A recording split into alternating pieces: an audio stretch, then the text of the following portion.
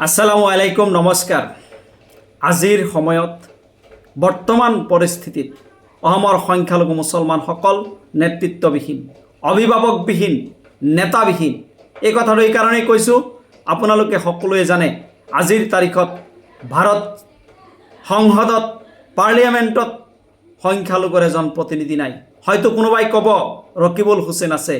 মই ক'ম ৰকিবুল হুছেইনৰ নিচিনা এজন নহয়, 1000 সাংসদ যদি পাৰ্লিয়ামেণ্টত থাকে অসমৰ সংখ্যালঘু মুছলমানৰ ভাগ্যৰ কোনো পৰিৱৰ্তন নহয়, বৰং আৰু বিপদহে বাঢ়িব। তেওঁৰ কাৰ্যকালত তেওঁৰ যিখিনি সময় গৈছে, এই সময়খিনিৰ কথা আপোনালোকে সকলোৱে জানে।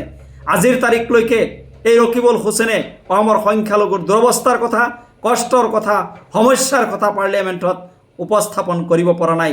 তেখেতে সংখ্যালঘুৰ ভোটত পাৰ্লিয়ামেণ্টত গৈছে, তাত গৈ কেৰাম বোৰ্ডৰ কথা কৈছে। এই কথা অসমৰ প্ৰত্যেকজন সংখ্যালঘু মুছলমানে ভালকৈ জানে। আজিৰ তাৰিখত নগাঁও লোকসভা সমষ্টিত উপনিৰ্বাচন হ'ব। উপনিৰ্বাচনে কোনো চৰকাৰ পৰিৱৰ্তন নহয়, প্ৰধানমন্ত্ৰীৰো পৰিৱৰ্তন নহয়। উপনিৰ্বাচনত এজন সাংসদ নিৰ্বাচিত হ'ব আৰু সেই সাংসদে সেই সমষ্টিৰ উন্নয়নৰ কথা, সেই সমষ্টিৰ জনসাধাৰণৰ সমস্যাৰ কথা যদি ভালকৈ উপস্থাপন কৰিব নোৱাৰে, তেনেহ'লে তেনেকুৱা সাংসদ থকাতকৈ নথকা ভাল। গতিকে নগাঁও লোকসভা সমষ্টিৰ শ্ৰদ্ধাৰ ভোটদাতা ৰাইজক মই আহ্বান জনাম, হয়তো নিৰ্বাচন চমু চাপি আহিছে, নিৰ্বাচন অনুষ্ঠিত হ'ব আৰু নিৰ্বাচনৰ সময়ত আমি 500 টকা, 1000 টকা বা দলৰ কাৰণে কোনোবা নিজা নিজা ৰাজনৈতিক পচন্দৰ দলত অন্তৰ্ভুক্ত হৈ আমি ভাগ ভাগ হৈ আমি কাক ভোট দিছোঁ, কাক প্ৰতিনিধি বনাইছোঁ, সেই কথা আমি পাহৰি যাওঁ। আমি সম্পূৰ্ণৰূপে নগাঁও উপনিৰ্বাচনত নগাঁও লোকসভা সমষ্টিৰ পৰা আমি এজন প্ৰতিনিধি বিচাৰিছোঁ। আমাক প্ৰতিনিধিত্ব কৰিব পৰা এজন উপযুক্ত ব্যক্তি বিচাৰিছোঁ।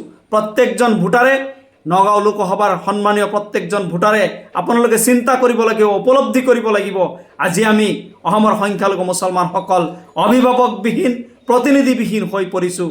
গতিকে আমাৰ প্ৰতিনিধি ভাৰত পাৰ্লিয়ামেণ্টত থাকিব লাগিব। পাৰ্লিয়ামেণ্টত আমি নগাঁও লোকসভাৰ পৰা এজন উপযুক্ত প্ৰতিনিধি পঠাব লাগিব, যি প্ৰতিনিধিয়ে কথা ক'লে গোটেই ভাৰতবৰ্ষৰ জনসাধাৰণৰ দৃষ্টি আকৰ্ষণ কৰিব পাৰে, পাৰ্লিয়ামেণ্টৰ ভাৰত চৰকাৰৰ দৃষ্টি আকৰ্ষণ কৰিব পাৰে।